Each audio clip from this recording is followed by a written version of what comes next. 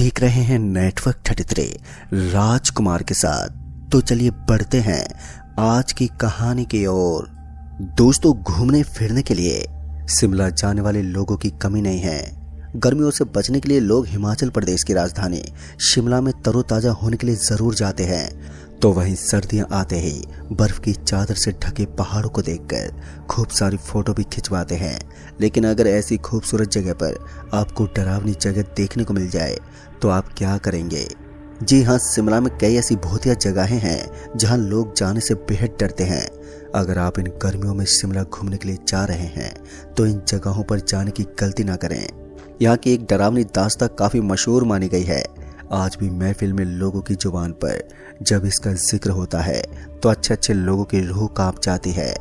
दोस्तों, एक कहानी है मेरे नाना जी के साथ हुआ एक सच्चा किस्सा, जिसे लोग भले ही झूठ समझते हों या काल्पनिकता के साथ जोड़ते हों, लेकिन जिसका हकीकत में ये हाल होता है वही इसके दर्द को समझ पाता है।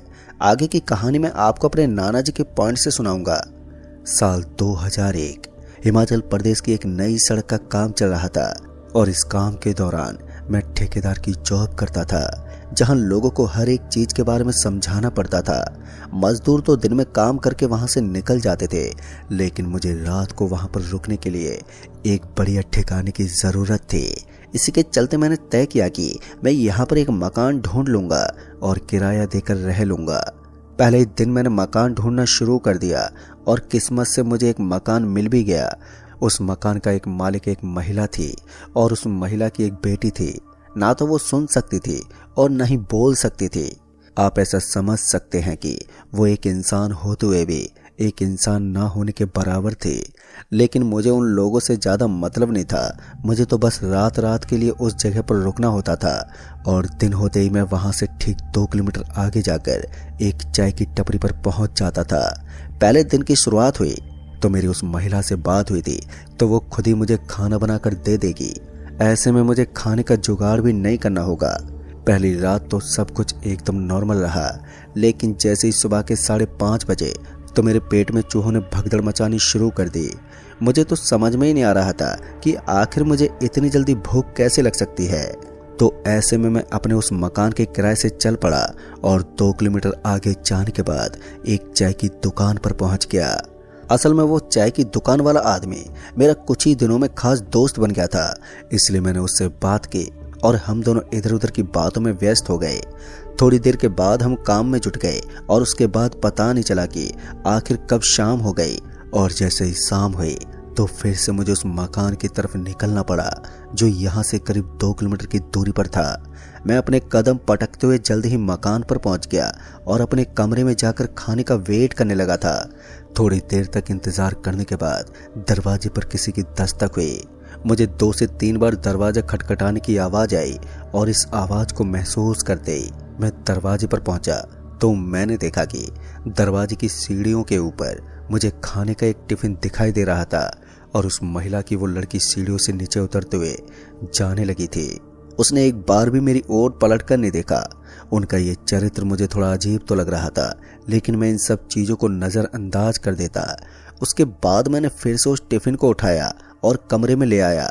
दरअसल मैंने देखा कि कल की तरह ही उस टिफिन के अंदर चिकन था और साथ में कुछ 2-3 रोटियां भी रखी हुई थी। दोस्तों, सच कहूं तो उनका वो स्वादिष्ट खाना खाकर मुझे तो मजा ही आ जाता था। इसी बीच जब मैं हाथ धोने के लिए मकान से बाहर आया तो मुझे ऐसा लगा जैसे बाहर से किसी की आवाज आ रही हो। ये आवाज किसी बच्चे की रोने की आवाज थी। इस आवाज को सुनने के बाद एक बार के लिए मैं थोड़ा हैरान हो गया, साथ ही मुझे हल्का फुल्का डर भी लगने लगा था। और उसके बाद मैं उस कमरे से बाहर निकला और उस घर के जस्ट बाहर पहुंच गया। उस घर के सामने एक कुआं बना हुआ था और जस्ट उसी कुएं के अंदर से ये आवाज आ रही थी। यही सब देखने के लिए जब मैं उस कुएं के करीब पहुंचा तो मेरी आंखें फटी की फटी रह गई।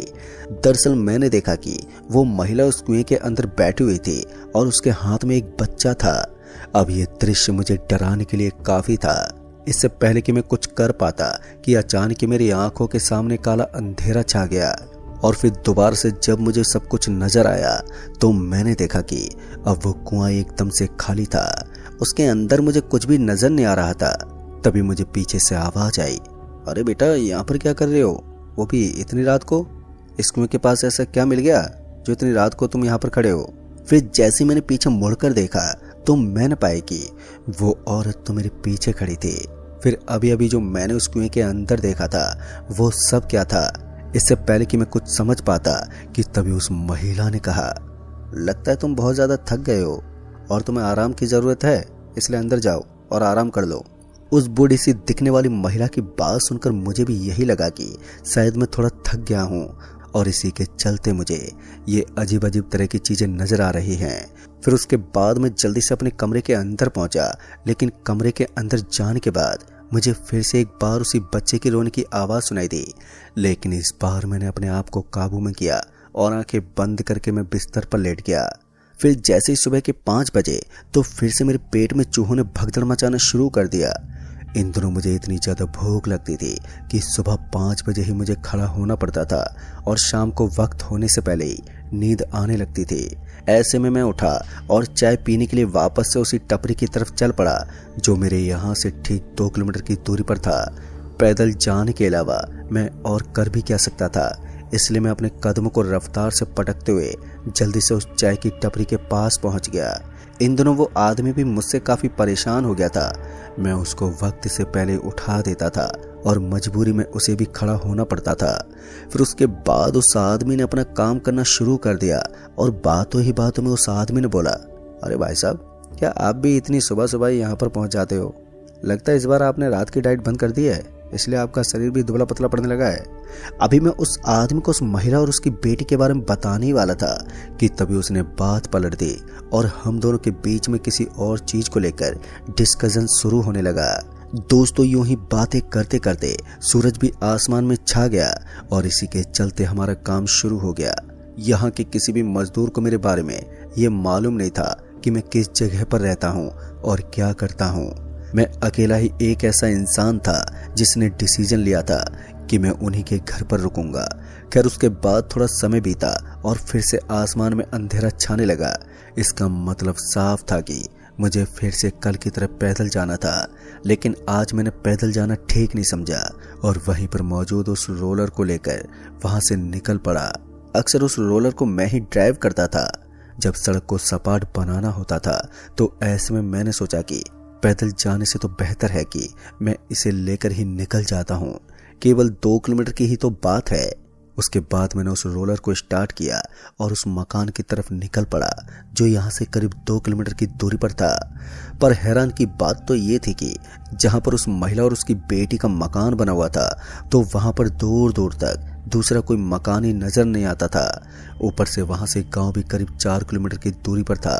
पर मुझे इन चीजों से कोई मतलब नहीं था। मुझे बस 2 या 3 दिन के लिए ही रुकना था वहां पर, और उसके बाद सड़क का काम जैसे ही आगे चलता तो मैं दूसरे मकान में रहने को तैयार था। लेकिन मुझे मालूम नहीं था कि आज की रात मेरी जिंदगी की सबसे भयानक रात होने वाली है। कयामत का ये तूफान आज मेरी जिंदगी में एक नया भूचाल खड़ा कर देगा। थोड़ी ही देर के बाद मैं ठीक उसी जगह पर पहुंच गया जहां पर मैं रोज रात को ठहरता था। उस मकान को देखकर आज मुझे एक अजीब सी फीलिंग आ रही थी। पता नहीं क्यों, एक तो जोर से भूख लग रही थी और ऊपर से यहाँ का खाना खाकर मेरी भूख मिटती भी नहीं थी। हालांकि इनका खाना स्वादिष्ट बहुत होता था, लेकिन एक बात तो मुझे समझ में नहीं आ रही थी कि आखिर वो महिला रोज रात को मीट कैसे बनाती थी। हर रात वो मुझे मीट और रोटी देती थी और उनके हालात देखकर ऐसा नहीं लगता था कि वो हमेशा मीट बना सके। जहां तक मेरी बात थी तो मैं भी उनको इतना किराया नहीं देता था। फिर मैं नहाने के लिए उस घर पर पहुंचा और कुएं से पानी निकालने के लिए चल दिया, और जैसे मैं बाल्टी लेकर उस कुएं के अंदर झुका तो उसके अंदर का दृश्य देखकर मेरी आंखें फटी की फटी रह गईं। दरअसल मैंने देखा कि उस कुएं के अंदर मुझे एक बच्चा गिरा हुआ दिखाई पड़ रहा था और उस बच्चे का खून उस पूरे पानी के अंदर घुल गया था, जिसकी वजह से वो पूरा पानी लाल हो रखा था। अब ये देखकर मेरे मुंह से एक जोरदार चीख निकल गई और मैं खिसकते हुए पीछे की तरफ गिर पड़ा। फिर जैसे मेरे मुंह से जोरदार चीख निकली तो वो महिला भागते हुए मेरे पास आई और उसने मुझे संभालते हुए बोला, अरे क्या हुआ बेटा, तुम इतने घबराए क्यों हो? उनकी बात सुनकर मैंने कुएं की तरफ इशारा किया और उसने कुएं के पास जाते हुए कहा, क्या हुआ बेटा, इसके अंदर तो कुछ भी नहीं है। फिर जब मैं दोबारा ठीक उसके पास गया तो इस बार का दृश्य देखकर मेरा दिमाग सनक गया। मुझे उस कुएं के अंदर अब एकदम साफ पानी नजर आ रहा था। कहीं ना कहीं मैं इस चीज पर यकीन करने लगा था कि यहाँ पर मुझे अब किसी भी तरह का दृश्य नजर आए, लेकिन यहाँ पर कुछ तो गड़बड़ है। यहाँ पर कुछ तो ऐसा अजीब है जिसको समझ पाना मेरे बस की बात नहीं है और किसी भी तरह से मुझे यहाँ से निकल जाना चाहिए। उसके बाद मैंने पानी निकाला और नहाने लगा। फिर थोड़ी देर के बाद मैं आराम करने के लिए अपने कमरे में पहुंच गया। जाते वक्त मैंने उस बूढ़ी दादी को बोल दिया था कि मेरा खाना जल्दी से भेज दें, मुझे बहुत ही जोर की भूख लगी हुई है। तभी मैं कमरे के अंदर पहुंचा और खाना खाने का वेट करने लगा और थोड़ी देर के बाद वही हुआ। कमरे पर एकदम से दस्तक हुई। 2 से 3 बार मुझे खटखटाने की आवाज आई और उसके बाद रोज की तरह आज भी वो लड़की खाना सीढ़ियों के ऊपर रखकर वहां से निकल गई। मैं जल्दी से खाना उठाकर लाया तो मैंने देखा कि आज भी उस टिफिन के अंदर स्वादिष्ट मांस था और साथ में 2-3 रोटियां भी रखी हुई थी। इससे पहले कि मैं खाना खाना शुरू कर देता कि फिर अचानक से मुझे ऐसा लगा जैसे कि किसी चीज के रगड़ने की आवाज आ रही हो। ये किसी लोहे की चीज को रगड़ने की आवाज थी और इस आवाज को सुनकर मेरे कान खड़े हो गए।